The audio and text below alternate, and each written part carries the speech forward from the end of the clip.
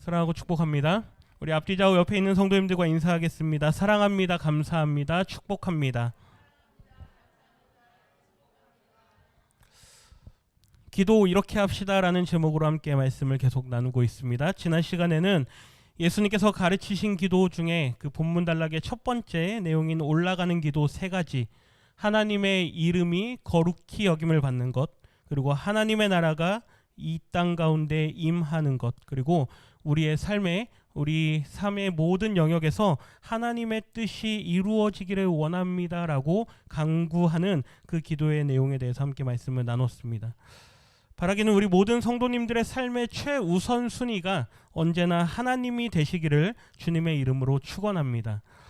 오늘은 세 번째 시간으로서 본문의 두 번째 단락인 내려오는 기도 세 가지, 그 중에서 이 양식에 관한 기도가 좀 중요한 내용들이 많이 있기 때문에 오늘은 이 내용만 가지고 함께 말씀을 좀 나누겠습니다. 우리가 오늘 함께 읽은 본문 말씀 11절 말씀을 다시 한 번 더 읽어보도록 합니다. 같이 읽습니다. 오늘 우리에게 양식을 주시옵고, 뒤에 히터를 좀 꺼주시면 좋을 것 같습니다. 네. 감사합니다. 내려오는 기도 첫 번째는 일용할 양식에 관한 강구입니다. 여기서 일용할이라고 번역된 이 헬라어 에피우시오스는 매일의 혹은 오늘을 위한이라고 하는 뜻입니다. 근데 사실 이 단어가 원래 있던 단어가 아니라 예수님께서 좀 만들어서 쓰신 단어인 것 같습니다. 용례가 거의 없고 헬라어로 기록된 다른 문헌들에도 이 단어가 잘 사용되지 않는 단어입니다. 그래서 학자들마다 이 단어에 대한 여러 가지 다양한 해석들을 내놓는데, 오늘 우리는 가장 많이 일반적으로 해석되어지는 매일의 혹은 오늘을 위한이라고 하는 이 뜻을 본문으로 해서 함께 말씀을 좀 살펴봅니다. 일용할 양식을 위해 기도하라라고 하는 이 기도는 아무 생각 없이 들으면 너무나도 당연한 것처럼 들릴 수가 있습니다. 그런데 이 주님께서 가르쳐 주신 이 기도는 매일 호흡하듯이 하는 기도라고 말씀을 드렸습니다. 만일 그 관점에서 생각을 한다면 조금은 특이하다 생각이 될 것입니다. 혹 우리 성도님들 가운데 매일 아침마다 일어나시면서 하나님 오늘도 숨을 쉴 수 있게 해 주십시오라고 기도하시는 분 계십니까? 아니면 아침마다 일어나셔서 하나님 오늘도 말을 할 수 있게 해 주십시오라고 기도하시는 분 계십니까? 오늘도 팔다리가 자유롭게 움직일 수 있게 해 주십시오, 이렇게 기도하시는 분 계십니까? 아니면 오늘도 밥을 먹을 수 있게 해 주십시오, 이렇게 기도하시는 분이 계십니까? 우리가 말로는, 생각으로는 다 그렇게 해야죠, 다 감사해야죠. 특수한 상황에 계신 분이 아니라면 뭘 그렇게까지 기도하나 아마 생각하실 겁니다. 그런데 오늘을 위한 양식을 위해 기도하는 것은 어찌 보면 절박하거나 아니면 특수한 상황에 있는 사람이나 드릴 법한 기도인 것이죠. 가장 힘들고 가장 어려운 그러한 처지에 있는 사람들, 혹은 아주 가난한 극심한 기근과 어떤 굶주림 가운데 있는 사람들이 드릴 법한, 정말로 오늘 먹을 양식이 없어서 오늘은 이것을 먹지만 내일은 어떻게 하루를 버티나, 아마 이러한 생각이 있는 사람들이라면 이 기도가 필요할 것입니다. 그런데 지금 21세기를 사는, 특별히 이 대한민국이라고 하는 아주 발전되고 아주 풍족한 사회에 살고 있는 우리 성도님들에게 아마 매일마다 이렇게 기도하라고 할 때는 뭘 그렇게까지 기도해야 되나라고 생각을 하시는 분들이 계실 것입니다. 왜 그렇습니까? 우리 집만 당장 생각해도 냉장고 안에 먹을 것이 적어도 며칠은 버틸 수 있을까요? 장을 보지 않아도 아마 한 달 이상은 너끈히 버티실 수 있을 것입니다. 그러니 매일을 위한 양식의 기도는 어찌 보면 지금 우리에게 당장 필요한 기도는 아닐지도 모르겠습니다. 그런데도 예수님께서는 매일의 기도를, 특별히 우리를 위한 기도를 시작하시면서 매일의 양식을 위해서 기도하라라고 말씀을 하셨습니다. 매일의 혹은 오늘을 위한 이 양식이라고 하는 이 말은 우리가 이 땅에서의 삶을 영위해 나가기 위해서 반드시 필요로 하는 모든 것들을 다 포함하고 있습니다. 단순히 먹는 것만을 포함하는 것이 아니라 우리의 삶에 필요한 모든 것들을 다 말씀하는 것이죠. 우리의 삶의 모든 것을 대표하는 것이 바로 양식이기 때문에 매일의 양식을 위해서 기도하라 말씀하신 것입니다. 먹는 것은 직접적으로 우리의 생명과 관련이 있기 때문입니다. 예수님은 11절의 말씀에서 하나님의 백성들은 의식주의 문제를 포함해서 먹고 살아가는 문제, 즉 이 땅에서의 우리의 삶을 살아가는 데 있어서 매일매일의 하나님의 공급하심과 하나님의 인도하심을 위해서 기도하라라고 하는 의미로 이 말씀을 우리에게 주신 것입니다. 어떤 사람들은 하나님이 다 책임져 주시는데 뭐 그런 것까지 기도하느냐? 하나님의 영광을 위한 기도가 아닌 우리의 생활을 위한 기도를 하면 마치 신앙의 수준이 낮은 사람인 것처럼 치부해버리는 사람도 있습니다. 그러나 예수님은 하나님의 나라와 하나님의 이름과 하나님의 뜻을 위한 그 기도 다음으로 가장 먼저 우리에게 가르쳐 주시는 기도의 제목으로 매일의 양식을 위해 기도하라라고 하는 것입니다. 지금 우리는 아주 풍요로운 사회를 살아가고 있습니다. 물론 각자의 상황에 따라서 상대적으로 느끼는 있고 없고의 차이가 있을 수는 있겠지만 그렇다고 해서 절대적으로 우리가 지금 못 먹고 사는 사회는 아닙니다.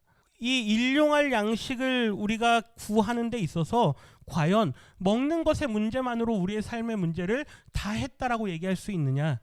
그래서 이 말씀의 제목을 가지고 우리가 한 3가지 정도를 함께 좀 살펴보기를 원합니다. 우리 첫 번째, 욕심으로 구하는 기도를 주의하십시오라고 하는 이 말을 한번 생각을 해보기를 원하는데요.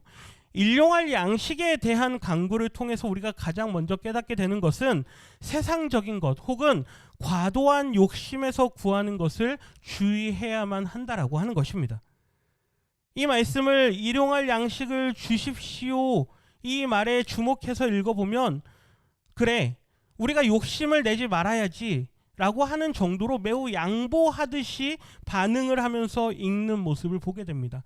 당장 저부터도 그렇게 읽습니다. 우리에게 일용할 양식을 주십시오라고 기도하면 맞아 욕심내지 말고 하나님께서 우리에게 주시는 것 감사하면서 먹어야지 그렇게 살아야지 라고 이 말씀을 읽게 됩니다. 그런데 이 말씀은 반대로 해석을 해야 그 의미가 더 우리에게 정확하게 다가옵니다. 반대로 하면 하나님 우리에게 일용할 양식 그 이상은 허락하지 말아 주십시오. 느낌이 완전 달라집니다. 하나님 우리에게 일용할 양식을 주십시오. 이렇게 기도하는 것과 하나님 우리에게 일용할 양식 그 이상은 허락하지 말아 주십시오. 어떻습니까? 같은 느낌으로 이 말씀이 다가오십니까? 전혀 다른 느낌입니다. 아주 품격 있는 그리스도인인 것처럼 하나님 우리는 일용할 양식을 주시는 대로 먹고 감사하며 살겠습니다. 이렇게 말씀을 읽고 반응하지만 이 말씀을 뒤집어 보면 하나님 우리에게는 그 이상의 것이 허락되면 안 되는 존재입니다 라고 하는 말을 내포하고 있다는 것이죠. 이 말씀은 잠언서 30장의 말씀을 근거로 예수님께서 하신 말씀인데요. 우리 잠언서 30장 8절과 9절 말씀을 같이 한번 읽어봅니다. 곧 헛된 것과 거짓말을 내게서 멀리 하옵시며 나를 가난하게도 마시옵고 부하게도 마옵시고 오직 필요한 양식으로 나를 먹이시옵소서. 내가 배불러서 하나님을 모른다 여호와가 누구냐 할까 하오며 혹 내가 가난하여 도둑질하고 내 이름에 하나님의 이름을 욕되게 할까 두려워함이니이다. 아멘. 8절 말씀을 다시 한번 보십시오. 나를 가난하게도 마시옵고 부하게도 마시옵고 오직 무엇으로? 필요한 양식으로 나를 먹이십시오. 우리가 아주 품격 있는 그리스도인인 것처럼 아주 하나님 앞에 겸손한 그리스도인인 것처럼 우리에게 일용할 양식을 주십시오라고 해석을 할 때는 이 정도의 믿음이면 됐다. 나는 이제 감사하면서 살 수 있다. 이렇게 말할 수 있지만 사실 잠언서를 기록한 아굴은 그렇게 말씀하지 않았습니다. 하나님 저에게 그 이상의 것을 주지 말아 주십시오. 왜 그러냐? 9절 말씀이죠. 내가 배불러서 하나님을 모른다 여호와가 누구냐 할까 그것이 두렵습니다. 내가 너무 가난하여서 남의 것을 훔치고 그로 인하여서 하나님의 이름을 욕되게 하는 것도 겁이 나지만 하나님 내가 너무 배불러서 하나님을 잊어버릴까 봐 그것이 두렵습니다. 그러니 하나님 저에게 필요한 것 이상의 것은 주지 마십시오. 이 아굴은 매우 정직한 사람입니다. 내가 어떤 사람인지 너무나도 잘 아는 것이죠. 우리 성도님들은 어떻습니까? 나는 하나님께서 나에게 주신 모든 것에 감사하면서 하나님께서 나에게 주신 이 모든 것으로 나는 만족하면서 하나님을 늘 찬양하며 살아가겠습니다라고 고백하십니까? 아니면 조금 더 있으면 좋겠는데, 아니면 나도 조금 더 넓은 집에 살았으면 좋겠는데, 나도 조금 더 나은 환경에 살았으면 좋겠는데, 나도 조금 더 맛있고 비싼 음식 먹었으면 좋겠는데, 이러한 마음이 우리 가운데 있습니까? 없어서 못 먹는 거죠. 있으면 얼마나 잘 먹겠습니까? 그런데 오늘 이 아굴은, 잠언서를 기록한 아굴은, 하나님, 제가 이 좋은 것들이 나에게 있음으로 인해서 하나님을 잊어버릴까 겁이 납니다. 내가 배가 불러서 하나님을 내 삶에서 지워버릴까 봐 겁이 납니다. 자신을 아주 정직하게 하나님 앞에 드러내놓고 있는 거죠. 바라기는 우리 모든 성도님들도 이 아굴의 고백과 같이 하나님, 나에게 필요한 것을 주시되 내가 그것으로 인하여서 하나님 앞에 감사가 넘쳤으면 넘쳤지, 그것으로 인하여서 내가 하나님을 잊어버리지 않는 교만한 인생이 되지 않기를 원합니다. 이게 오늘 우리에게 일용할 양식을 주십시오. 이 말씀을 읽으면서 가장 먼저 묵상해야 될 내용입니다. 광야의 이스라엘 백성들에게 하나님께서 만나를 내려주십니다. 그런데 그때 하신 말씀이 무엇입니까? 매일 먹을 만큼의 양을 취하라라고 하는 것이죠. 그런데 그 중에는 필요한 것 이상을 취했던 사람들이 있었습니다. 우리 출애굽기 16장 말씀 같이 한번 읽어봅니다. 그들이 모세에게 순종하지 아니하고 덜어는 아침까지 두었더니 벌레가 생기고 냄새가 난지라 모세가 그들에게 노하니라. 아멘. 하나님의 말씀은 너희들이 이제 광야에서 40년을 살 것인데 내가 너희에게 매일매일 공급해주는 그 만나를 먹고 살아가는 것이다. 이것이 내가 정한 법칙이고 이것이 내가 정한 삶의 방식이다. 너희들은 매일매일 필요한 양만큼만 거둘 것이고 안식일을 준비하기 위해서는 이틀치의 양을 거둘 것이다. 그러나 그 이상의 욕심을 내는 날에는 그것이 너희에게 화가 될 것이다. 벌레가 생기고 냄새가 나서 결국 하나님의 말씀을 순종하지 않았구나라고 하는 그 증거로 그들에게 나타나게 된다는 것이죠. 우리가 하나님 앞에 하나님, 나에게 필요한 것 이상의 것은 허락하지 말아 주십시오라고 말하며 기도하지 않는 이유가 무엇입니까? 정말로 안 주실까 봐. 그렇죠? 정말로 안 주시면 어떡하지? 나도 조금 더 넓은 집으로 가야 되는데, 나도 조금 더 맛있는 걸 먹어야 되는데 하나님께서 나에게 그걸 허락하지 않으시면 어떡하지? 내 상태를 누가 제일 잘 아실까요? 하나님께서 우리의 상태를 제일 잘 아시기 때문에 두렵고 겁이 나는 것입니다. 그러나 하나님 앞에 정직하게 우리는 광야의 인생을 살아가는 인생입니다. 하나님, 나에게 주시는 매일의 만나로 인하여서 내가 하나님 앞에 힘을 얻고 내가 이 땅에서의 삶을 살아갈 수 있도록 나에게 은혜를 베풀어 주십시오. 오늘 이 아침 이 기도로 하나님 앞에 나아가시는 우리 모든 성도님들이 되시기를 주님의 이름으로 부탁드립니다. 야고보서를 기록한 저자는 우리가 구하여도 받지 못하는 이유가 정욕으로 쓰려고 잘못 구했기 때문이라고 말씀하죠. 우리가 하나님 앞에 구합니다. 그러나 하나님께서 우리에게 그걸 주지 않는 이유가 무엇이냐? 우리를 너무나도 잘 알기 때문이죠. 하나님의 영광을 위해서 한다라고 말은 하지만 정작 우리의 마음속에는 나의 편의와 나의 기쁨과 나의 즐거움이 가득하기 때문이다라고 하는 것. 하나님께서는 그걸 다 알고 보시고 계신다라는 것입니다. 욕심은 우리로 하여금 죄의 자리로 나아가게 합니다. 하나님은 우리의 마음을 너무나도 잘 알고 계시기에 우리에게 그것을 허락하지 않으시는 것이죠. 그래서 우리가 잘 아는 찬양의 가사 중에 날 구원하신 주 감사, 그런데 그 가사 내용에 보면 허락하신 것도 감사, 허락하지 않으신 것도 감사, 장미꽃이 이뻐서 감사하다면 장미꽃에 있는 가시 또한 감사할 수 있어야 된다는 것이죠. 사도 바울은 그의 영적인 아들 디모데에게 쓰는 편지에서 우리의 경건을 위해서, 다시 말하면 이 땅에서의 거룩한 삶을 유지하기 위해서는 반드시 자족하는 마음이 필요하다라고 말합니다. 우리 디모데전서 6장 8절부터 10절까지 말씀을 뜻을 생각하면서 같이 한번 읽어봅니다. 우리가 먹을 것과 입을 것이 있은즉 족한 줄로 알 것이니라. 부하려 하는 자들은 시험과 올무와 여러 가지 어리석고 해로운 욕심에 떨어지나니 곧 사람으로 파멸과 멸망에 빠지게 하는 것이라. 돈을 사랑함이 일만 악의 뿌리가 되나니 이것을 탐내는 자들은 미혹을 받아 믿음에서 떠나 많은 근심으로써 자기를 찔렀도다. 아멘. 8절 말씀 다시 보여주십시오. 우리가 먹을 것과 입는 것이 없는 것이 아니란 얘기죠. 먹을 것과 입는 것이 우리에게 주어져 있다라고 하는 것입니다. 그거를 족한 줄로 알아라. 왜? 9절입니다. 부하려 하는 자들은 언제나 그들에게 같이 찾아오는 마음이 있는데 그것은 시험과 올무와 여러 가지 어리석고 해로운 욕심이라고 하는 마음이 우리에게 찾아온다라고 하는 것입니다. 그것으로 인해서 결국 파멸과 멸망에 빠지게 된다라는 것이죠. 하나님께서 우리에게 주시지 않으시는 이유는 우리로 하여금 이 멸망과 파멸에 빠지게 하지 않으시기 때문이라고 하는 것입니다. 우리를 너무나도 잘 아시기 때문에 그 많은 걸 주셔도 잘 감당하고 온전히 하나님의 영광을 위해서 잘 사용할 수 있다면 얼마든지 하나님께서 우리에게 허락하실 것입니다. 그러나 우리의 마음이 여전히 세상의 것들로 가득 차 있고 여전히 세상을 사랑하는 마음이 가득 차다면 하나님께서는 우리에게 주심을 잠시 유보하신다라는 것을 우리는 반드시 기억해야만 할 것입니다. 10절 말씀 보십시오. 돈을 사랑함이 일만하게 뿌리가 된다. 돈이 필요하지 않다라고 말할 수는 없습니다.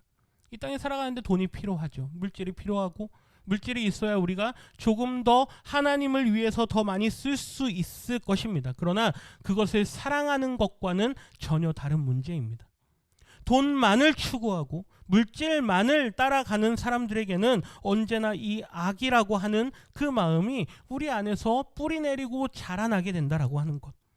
그래서 탐심을 내는 자들, 탐내는 자들은 언제나 그 마음 속에 여러 가지 근심들이 그들의 삶을 늘 찌르고 그들을 힘들게 한다라고 하는 이 말씀을 우리는 반드시 기억해야만 할 것입니다. 결국 자족하고 감사하는 마음이 없다면 욕심이 우리를 다스리게 된다라고 하는 것이죠. 시편 기자는 이스라엘 백성들에 대해서 이렇게 기록을 하는데요. 우리 시편 106편 14절 말씀을 같이 한번 읽어봅니다. 광야에서 욕심을 크게 내며 사막에서 하나님을 시험하였도다. 이 말씀 안에는 아주 많은 이스라엘 백성들의 하나님을 향한 시험과 하나님을 향한 도전들을 담고 있습니다. 그들이 광야에서 얼마나 많이 하나님을 시험했으며 그들이 얼마나 욕심을 냈는지 이 모든 내용들을 우리는 너무나도 잘 알고 있죠. 바라기는 우리 모든 성도님들의 삶에 욕심이 주장하여서 하나님을 시험하지 않으시는 우리 모든 성도님들이 되시기를 다시 한번 권면드립니다.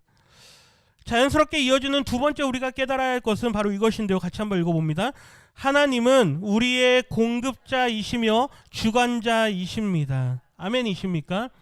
하나님은 우리의 공급자가 되십니다. 그리고 하나님은 우리의 인생의 주관자가 되십니다라는 이 고백을 할 수 있어야 된다라는 것이죠. 우리는 회사나 사업장에서 열심히 땀을 흘려서 일을 합니다. 그리고 그 일에 대한 대가를 받아서 이 세상에서의 삶을 살아가죠. 예수님은 우리에게 일용할 양식을 주옵소서라고 간구하라라고 말씀합니다. 비록 내가 열심히 일을 해서 돈을 벌고 그 돈으로 가족의 생계를 유지하고 내 삶을 영위해 나가기는 하지만 그럼에도 불구하고 이 모든 여건과 환경들을 주관하시고 허락해 주신 분이 하나님이시다라고 하는 것을 반드시 기억해야만 한다라고 하는 것입니다.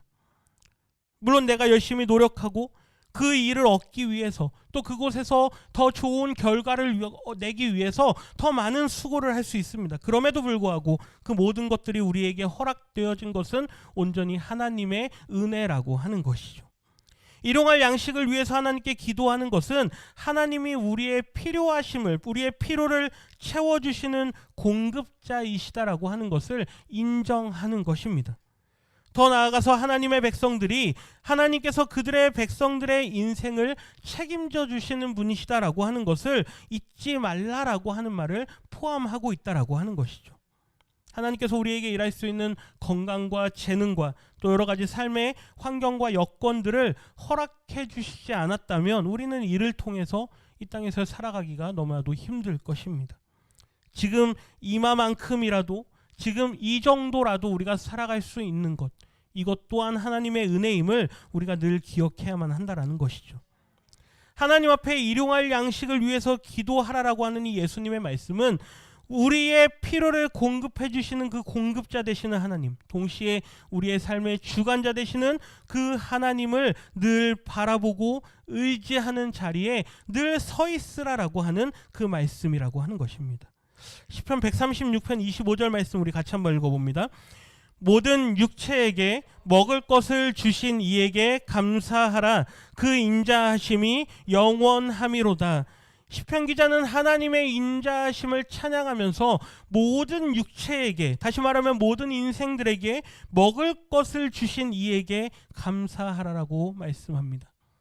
오늘도 우리에게 먹을 것이 있고 오늘도 우리가 이 생명을 유지해 나갈 수 있는 것, 그것이 바로 하나님의 은혜이기에 우리가 하나님 앞에 감사할 수 있는 것이죠.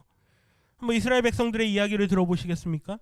애굽에서 종살이하던 그들이 이제 출애굽하여서 한 달 만에 신광야에 도착합니다. 가지고 나온 모든 음식들이 다 떨어집니다. 그리고 얼마 전까지 있었던 그 구원의 간격도 다 없어지고 맙니다. 이제 모세와 아론을 향해서 원망하기 시작합니다.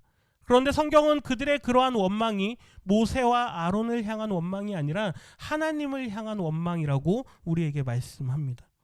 그들의 하는 원망은 이런 것이죠. 출애굽기 16장 3절 말씀 같이 한번 읽어봅니다.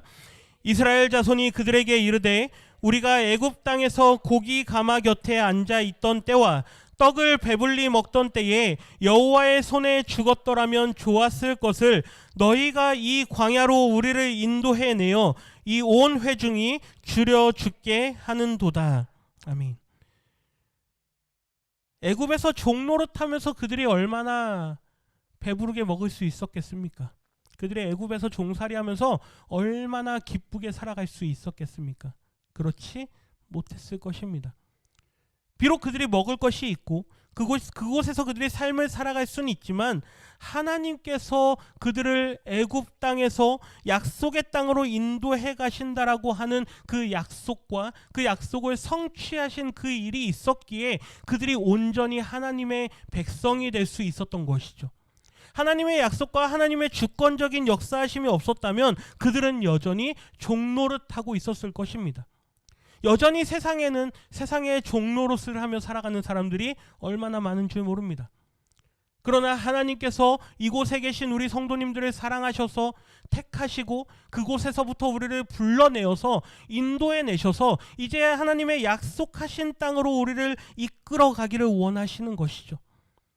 그런데 어떻습니까? 내가 예수 믿기 전에는 오히려 더 잘 살았는데 예수 믿고 나니 오히려 더 못 살게 되었다. 예수 믿고 나니 오히려 삶이 더 피폐해졌다. 예수 믿고 나니 오히려 더 삶이 어려워졌다라고 고백하시는 분이 계십니까? 자연스러운 것입니다. 그런 고백이 오히려 나올 수가 있다라고 하는 것이죠. 왜 그럴까요? 비록 먹는 것이 우리의 과거의 삶과 비교할 때 그것이 우리로 하여금 만족을 주지는 못한다 하지만 이제 이 광야의 삶은 너무나도 긴 시간을 우리가 광야의 이 길을 걸어가는 모든 순간순간을 하나님을 늘 바라보며 살아가는 삶이 우리의 인생에 시작된 것이기 때문에 과거의 삶과는 비교할 수가 없는 것이라고 하는 것이죠. 오히려 예수님을 믿기 전에는 더 잘 살았을 수도 있습니다. 오히려 예수님을 믿기 전에는 더 풍족하게 살았을 수도 있습니다. 그런데 그럼에도 불구하고 종노릇하던 그곳에서 우리를 불러내셨다라고 하는 그 사실이 과거에 내가 잘 먹었던, 내가 풍족하게 살았던 그 사실과는 비교가 할 수 없는 일이라고 하는 것이죠. 그런데 이스라엘 백성들은 어떻습니까? 하나님의 구원은 다 잊어버리고 내가 그때 거기서 잘 먹었던 때, 그때가 좋았다라고 하나님을 향해서 원망합니다. 신앙생활을 하십니까?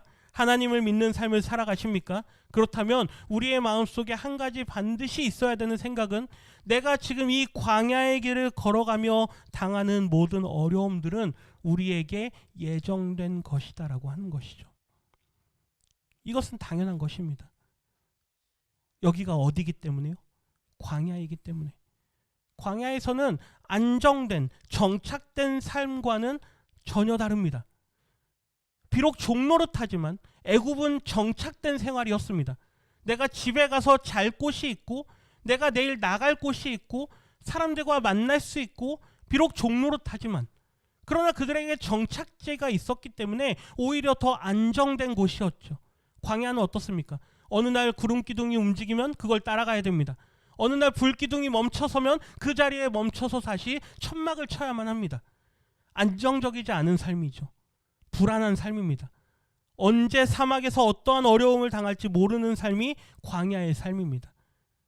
과거의 안정적인 삶과는 비교할 수 없는 삶이지만 그럼에도 불구하고 우리를 공급하시고 우리를 주권적으로 인도하시는 분이 하나님이시라고 하는 것을 경험하는 곳이 바로 광야라고 하는 것입니다. 여기가 바로 광야입니다. 우리 성도님들이 걸어가는 그 길이 안정된 것을 추구하는 삶이십니까? 그렇다면 잘못 오신 겁니다. 잘못 오신 겁니다. 만약에 안정된 삶을 원하시면 어디로 가셔야 될까요? 다시 세상의 종노릇하던 곳으로 가셔야만 합니다. 그것이 우리의 정착지이기 때문에. 그런데 비록 이 광야의 삶이 힘들지만 끝까지 인내하고 하나님의 공급하심을 늘 경험하며 끝까지 그 믿음을 지킨 자들에게는 하나님께서 우리를 위해서 예비하신 영원한 안식처가 있다는 것을 우리는 반드시 기억해야만 할 것입니다. 그게 소망이죠. 그게 영원한 하나님 나라에 대한 우리의 마음에 품는 소망입니다.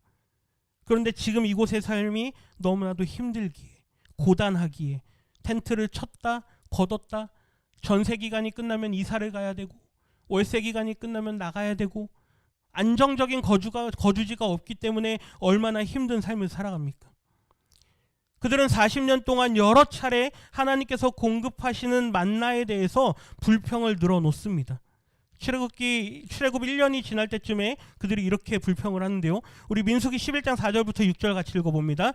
그들 중에 섞여 사는 다른 인종들이 탐욕을 품음에 이스라엘 자손도 다 울며 이르되 누가 우리에게 고기를 주어 먹게 하랴. 우리가 애굽에 있을 때에는 값없이 생선과 오이와 참외와 부추와 파와 마늘들을 먹은 것이 생각나거늘 이제는 우리의 기력이 다하여 이 만나 외에는 보이는 것이 아무것도 없도다 하니. 1년 만입니다. 출애굽 1년 만에 광야에서 만나를 먹은 지 1년 만에 이스라엘 백성들이 옛 삶을 다시 되돌아봅니다. 그러면서 누가 우리에게 고기를 주어 먹게 하랴. 애굽에 있을 때에는 값없이 생선도 먹고 오이도 먹고 참외도 먹고 부추도 먹고 파도 먹고 마늘도 먹었습니다. 얼마나 풍족했습니까? 비록 종살이 하고는 있지만 안정된 삶이 있는 그곳을 다시 미련을 가지는 것이죠. 그런데 우리는 이 만나만 먹고 1년 동안 살다 보니 우리의 기력이 다하였다. 만나 외에는 보이는 것이 아무것도 없다. 만나만 먹어서 기력이 다했고 이제 눈에 보이는 이 만나가 싫다, 질린다. 이제 더 이상 이건 쳐다도 보기 싫다. 몇 년 만에요? 1년 만에. 몇 년을 살아야 됩니까? 39년을 더 살아야 됩니다. 1년 만에 이 만나에 대해서 질리는 마음이 오는 것이죠. 아론도 죽고 미리암도 죽은 후 이제 출애굽한 지 약 39년째 되던 해에 그들이 또 이렇게 불평을 합니다. 우리 민수기 21장 5절 말씀 읽어봅니다. 백성이 하나님과 모세를 향하여 원망하되 어찌하여 우리를 애굽에서 인도해 내어 이 광야에서 죽게 하는가. 이곳에는 먹을 것도 없고 물도 없도다. 우리의 마음이 이 하찮은 음식을 싫어하노라 하매. 만나라고 말도 하지 않습니다. 뭐라고 말합니까? 하찮은 음식. 이 하찮은이라고 번역된 이 켈로켈이라고 하는 히브리 단어는요, 값이 없다는 얘기입니다. 가치가 없는, 만족스럽지 못한. 그들은 40년 동안 이 만나를 먹어왔지만 늘 마음속에 불평이 있었습니다. 첫 해나 1년이 지난 후나 39년이 더 지난 후나 그들의 마음속에는 여전히 이 만나에 대한 불평이 있는 거죠. 만족이 안 되는 겁니다. 꾸역꾸역 먹으면서 마치 어린아이들이 먹기 싫은 음식을 억지로 먹는 것처럼 먹고는 살아야 되기 때문에, 광야이니까 하나님을 의지해야 되기 때문에 그걸 먹고는 살아가지만 그들의 마음속에는 여전히 불평이 있는 것이죠. 결국 하나님께서 어떻게 하십니까? 우리 어제 읽은 본문 말씀이죠. 불뱀을 보내십니다. 그리고 불뱀을 통해서 많은 사람이 죽임을 당합니다. 두 번째 인구조사에 결국 그들은 들어가지 못하게 되고 불평했던 1세대들은 세렛 시내를 건너지 못하고 다 죽임을 당하고 맙니다. 만나는 하나님께서 공급하시는 것입니다. 불기둥과 구름기둥도 마찬가지이죠. 광야 40년을 살아가는 동안 추운 밤과 뜨거운 낮의 그 사막을 그들이 살아낼 수 있었던 이유는 하나님께서 공급하시고 하나님께서 주권적으로 그들을 인도하셨기 때문입니다. 가야 될 필요가 있을 때는 하나님께서 먼저 움직이십니다. 멈춰야 될 필요가 있을 때는 하나님께서 먼저 멈추시죠. 구름기둥이 불기둥이 움직이는 걸 보면서 따라가는 삶이 광야라고 하는 것입니다. 우리 성도님들의 마음속에는 내가 먼저 결정해서 내가 먼저 필요하면 움직이고 내가 먼저 필요하면 내가 먼저 멈춰서는 그러한 삶의 연속이 있으십니까? 그 삶을 버리셔야만 합니다. 이제는 하나님의 말씀이 내 삶을 앞서가게 하시고 하나님께서 필요하시면 움직이시고 하나님께서 필요하시면 멈추시는 그 삶을 따라가는 삶, 그것이 바로 광야의 삶이라고 하는 것이죠. 오늘 우리에게 일용할 양식을 주시옵고라고 묵상하며 기도할 때마다 하나님만이 우리의 인생의 필요를 채우시는 공급자이십니다. 하나님만이 우리의 인생을 움직이시는 주권자이십니다라고 기도하시는 우리 모든 성도님들이 되시기를 주님의 이름으로 축원합니다. 세 번째 같이 한번 읽어보겠습니다. 매일의 영의 양식을 구하십시오. 세 번째 우리가 생각해야 하는 것은 매일의 양식은 단순히 육신적인 필요만을 말하는 것이 아니라고 하는 것이죠. 하나님께서 우리에게 매일 주시는 양식은 육신만을 위한 것이 아닙니다. 우리의 영혼을 위한 양식도 포함합니다. 사실 이스라엘 백성들에게 40년 동안 매일매일 만나를 주신 이유는 이스라엘 백성들로 하여금 매일매일 하나님의 말씀을 따라 살아가는 것을 훈련시키시기 위한 것이었습니다. 신명기 8장 3절 말씀에 그 이유를 말씀하시죠. 우리 같이 한번 읽어봅니다. 너를 낮추시며 너를 줄이게 하시며 또 너도 알지 못하며 내 조상들도 알지 못하던 만나를 내게 먹이신 것은 사람이 떡으로만 사는 것이 아니요 여호와의 입으로 나오는 모든 말씀으로 사는 줄을 내가 알게 하려 하심이니라. 아멘. 이스라엘 백성들에게 만나를 주신 이유는 그들을 먹여 살리기 위한 것이 아닙니다. 그걸 먹을 때마다 하나님의 말씀에 순종해서 오늘 먹을 양식만큼만 거두면서 이 말씀에 순종하는 것이 나로 하여금 살게 하는 것이구나. 이걸 40년 동안 그들로 하여금 반복해서 훈련시키시기 위한 것이라는 것이죠. 예수님께서 공생애를 시작하시면서 40년의 그 광야 생활을 40일로 압축해서 광야에서 40일 동안 기도하며 이스라엘 백성들의 모든 것들을 다 몸으로 체험하십니다. 40일 동안 금식을 하시죠. 육신의 피로를 느끼십니다. 원망도 있을 수 있고 불평도 있을 수 있고 어려움도 있을 수 있습니다. 광야에서 지내면서 어디 안정된 곳이 있었겠습니까? 그냥 떠도시면서 그냥 시간이 되면 잠시 눈을 붙이시고 또 때가 되면 기도하시고 아마 그렇게 40일을 보냈을 것입니다. 그 시간, 그 40일의 시간 동안 이스라엘의 40년의 그 광야의 모든 것들을 다 경험하시죠. 그때 굶주려 있던 예수님에게 마귀가 찾아옵니다. 사단이 찾아와서 돌을 떡으로 만들어서 먹어라. 너에게는 능력이 있지 않느냐? 너가 하나님의 아들이라고 하지 않았느냐? 그러니 광야에서 이스라엘 백성들이 만나 때문에 시험에 들고 만나 때문에 얼마나 그들이 불평했느냐, 너는 직접 너가 그걸 만들어서 먹어라. 예수님에게 도전을 합니다. 매일의 양식을 너는 만들어서 먹을 수 있지 않느냐, 꼭 하나님께서 주시는 그걸 기다려야만 하느냐. 그런데 예수님의 말씀을 한번 보십시오. 마태복음 4장 4절 말씀 같이 읽어봅니다. 예수께서 대답하여 이르시되 기록되었으되 사람이 떡으로만 살 것이 아니요 하나님의 입으로부터 나오는 모든 말씀으로 살 것이라 하였느니라 하시니. 아멘. 이 말이 무슨 말입니까? 돌을 떡으로 바꿔서 먹어라. 너에게 그 능력이 있지 않느냐? 그런데 예수님에게 더 중요한 건 내가 떡을 먹는 게 중요한 게 아니다. 내가 지금 굶주려 있다고 해서 내 배를 채우는 일이 중요한 게 아니다. 이스라엘 백성들이 광야 40년 동안 만나를 먹은 것은 하나님의 말씀을 먹고 사는 것을 훈련했던 것처럼 지금 나에게는 하나님의 말씀이 더 중요하다. 이 광야를 지나면서 우리 이스라엘 백성들과 같은 우리 모든 성도들의 삶도 이 광야의 삶을 지나면서 육신의 떡만을 위한 삶이 아니라고 하는 것을 우리는 깨달아야만 합니다. 하나님께서 매일의 삶에 나에게 주시는 그 양식도 있지만 하나님의 입으로부터 나오는 그 모든 말씀들, 그것이 우리를 살린다라고 하는 것을 우리는 반드시 기억해야만 한다라는 것이죠. 육신의 양식보다 더 중요한 생명의 양식이 있다라고 하는 것입니다. 올 한 해 우리가 시작하면서 하나님 앞에 매일 말씀을 읽으며 또 말씀을 들으며 올 한 해를 살아가기로 우리가 결심하고, 저 혼자 결심했습니까? 성도님들 다 함께 결심한 거 아닙니까? 함께 말씀을 읽고 말씀을 듣고 올 한 해는 열심히 하나님의 말씀과 함께 하겠다라고 우리가 결정을 했습니다. 그렇게 해서 지금 계속해서 말씀을 읽어오고 있죠. 매일매일 문자가 가고 매일매일 그것이 반복되기 때문에 이게 어느 순간 하찮게 여겨질 수도 있습니다. 어느 순간 이게 귀찮아질 수도 있습니다. 어느 순간 이게 너무나도 뻔한 것처럼 여겨질 수도 있습니다.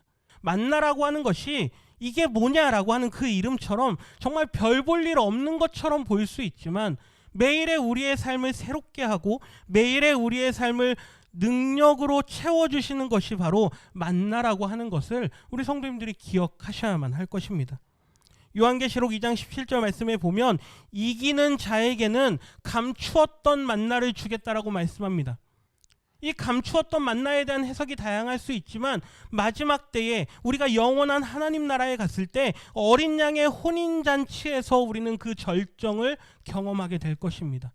그 기쁨이 넘치는 곳, 하나님의 영광이 넘쳐나는 그곳에서 하나님께서 주신 은혜를 더욱더 풍성하게 누리는 그 삶이 이기는 자에게 보장되어 있다라고 하는 것이죠. 광야를 끝까지 넘어가는 자에게.